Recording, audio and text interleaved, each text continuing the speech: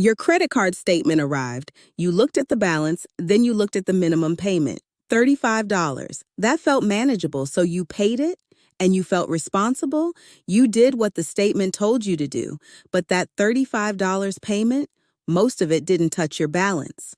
Most of it went straight to the credit card company. And next month, your balance is almost exactly the same. That minimum payment is not designed to help you get out of debt. It's designed to keep you in it for as long as possible. Here's what most people don't understand about credit card debt. The interest rate on your card isn't charged once a year. It's charged daily. Your annual rate gets divided by 365. Every single day, interest is added to your balance. And the next day, interest is charged on that new higher balance. It's called compound interest. And when it works against you, it's brutal. The average credit card interest rate in America right now is about 24%.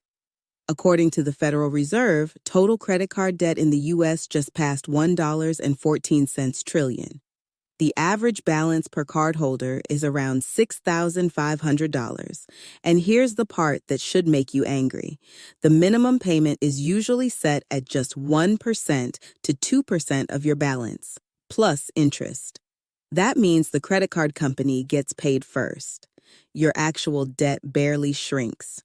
You're running on a treadmill. You feel like you're moving, but you're staying in the exact same place. And the bank is making money every single day you stay there.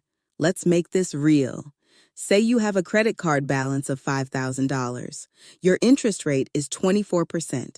Your minimum payment is 2% of the balance. That means your first minimum payment is $100. Sounds okay, right? That $100 should knock your balance down. But here's what actually happens inside that payment. At 24% annual interest charged daily, the interest on $5,000 is about $100 in the first month alone. So your $100 payment covers the interest. Almost nothing goes to the principal. Your balance drops by maybe $1 or $2. Next month, same thing. You pay $100. Interest eats almost all of it. The balance barely moves. And here's the trick.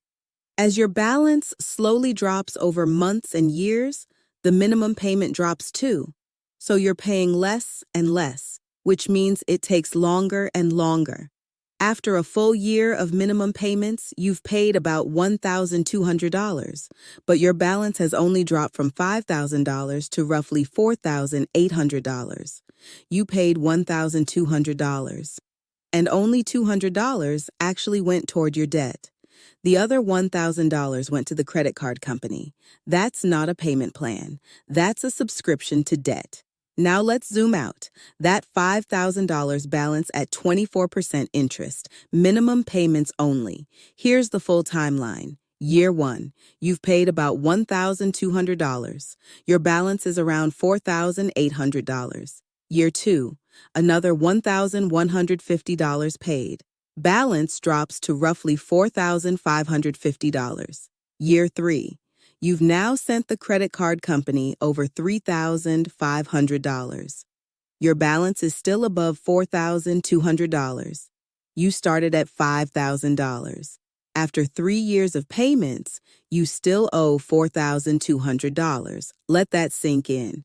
By year 5, you've paid over $5,700. That's more than the original balance. But you still owe over $3,500. You've paid more than you borrowed, and you're not even close to done. Year 10. Total payments so far, over $9,000. Balance remaining, around $1,800. Year 15. You've now paid over $11,500. Balance is finally under $500. And when it's all over, after 17 years and 4 months of minimum payments, you've paid a total of $12,723. The original balance was $5,000. The interest alone was $7,723. That means you paid more than double what you originally owed. A $5,000 balance cost you $12,723. over 17 years. That is the real price of the minimum payment. And nobody puts that on the statement in bold. The credit card company made $7,723 off your $5,000 purchase. They didn't earn it. You gave it to them, one minimum payment at a time. This system is not broken. It's working exactly the way it was built. Credit card companies don't make money when you pay off your balance. They make money when you don't. The minimum payment exists because federal regulators required it. Before regulations, some companies didn't even require a minimum. They were happy to let your balance grow forever. But here's what the industry did. They set the minimum as low as legally possible, just enough to show regulators that progress was being made, not enough for you to actually escape. Think about this. Your credit card statement is legally required to show you how long it will take to pay off with minimums. That law passed in 2009, after the financial crisis. Before that, they didn't even tell you. They just collected interest and hoped you never did the math. And the interest rate itself is designed to maximize revenue. According to the Consumer Financial Protection Bureau, the average credit card APR has risen from about 13% in 2013 to over 24% today. That's not inflation. That's profit engineering.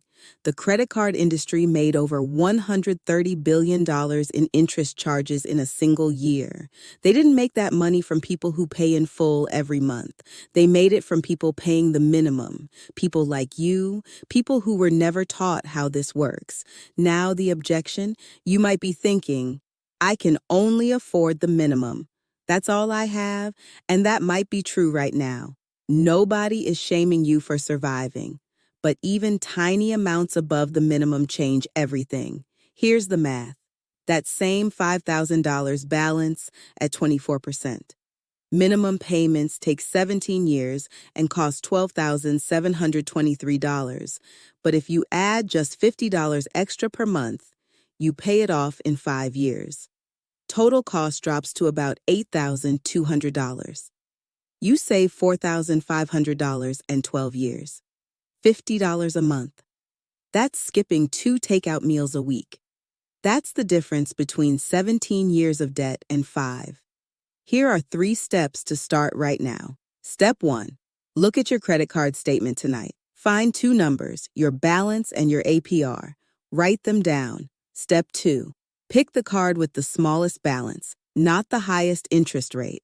The smallest balance. This is called the Snowball method. You'll pay that one off fastest. And that feeling of progress is fuel. Step 3. Add any amount above the minimum, $25, $50, $75, whatever you can. Even $10 matters because it goes entirely to your balance, not to interest. The minimum payment is their number. Your extra payment is your number. That's where your power is. 2 people, same credit card, same $5,000 balance, same 24% interest rate, same income. The only difference is what they do next. Person A pays the minimum. Every month she sends in whatever the statement says. She never thinks about it again until the next bill arrives. After 5 years, Person A has paid over $5,700. Her balance is still above $3,500. After 10 years, she's paid over $9,000. She still owes about $1,800. After 17 years and 4 months, she's finally done. Total paid, $12,723. Person B does something different. She finds $75 extra per month. She cancels 1 subscription. She brings lunch to work twice a week. That's it. After 5 years, Person B is completely debt-free. She's been free for over a year already. Total paid, about $8,600. Same starting point, same income, same card. Person A paid $12,723 over 17 years. Person B paid $8,600 over less than 4 years. Person B saved $4,100 and got 13 years of her life back. The difference wasn't willpower, it wasn't luck, it wasn't a bigger paycheck. The difference was knowing what the minimum payment was actually costing her. Person B learned the math, and then she made a different choice. This is not your fault. Nobody sat you down and showed you these numbers. Nobody explained how compound interest works against you. Nobody told you the minimum payment was designed to keep you paying. But now you know, and you can't unknow it. You're not someone who just pays the minimum anymore. You're someone who understands the math, someone who knows where her money is actually going. And that changes everything, starting today.